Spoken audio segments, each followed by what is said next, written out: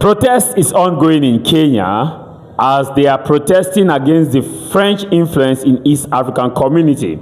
The protesters say that they don't want French government in the East African community. They say the French government has nothing to offer to the nations in East Africa, and that is why they stormed the streets of Nairobi, Kenya's capital, and try to breach the area hosting the African Way Forward Summit, which is being co-hosted by the French government itself and the Kenyan government. You see, these protesters say that when you look at Mali, Burkina Faso, and Niger, and other French-dominated countries in Africa, that the French government have not been able to invest meaningfully in these countries. That France is claiming that they are coming to invest in East Africa. It is not true. They say that if France actually has a good intent of investment, the French government would have invested heavily in Mali, Burkina Faso, Niger, Cameroon, and just to name it, these other nations. That these nations have not seen an iota of French investment, but what they have been seeing is the exploitation of their resources,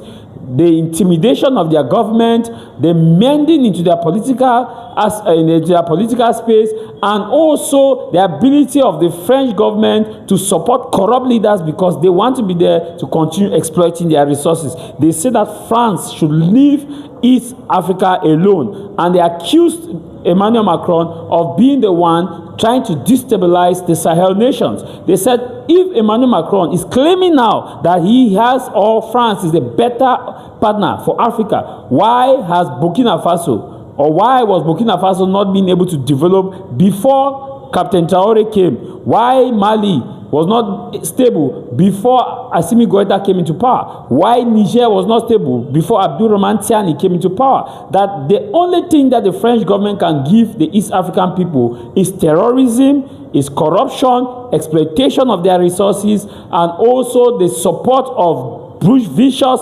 dictators who don't want to accept election results and want to clinch on power and will need the French to validate their state because it is an exchange for services, for protection, and you take raw material and go. That is why they protested.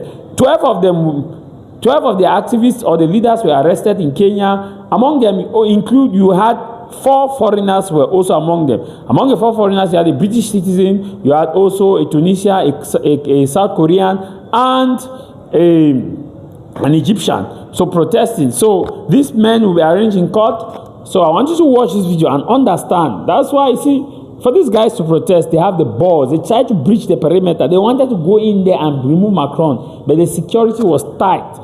Kenyan government used heavy force on them, tear gas, bam, bam, bam, and they were arrested around there. And they said they are still going to protest. Watch this video. If French is interested of genuine partnership with the Nairobi, what has happened in Ouagadougou, what has happened in the Sahel region, we know for a fact that there is no development that has happened in West Africa. There is no development. When they say development, it's development of their military bases, not development for the Kenyan people. It's not Pan-Africanism, it's imperialism.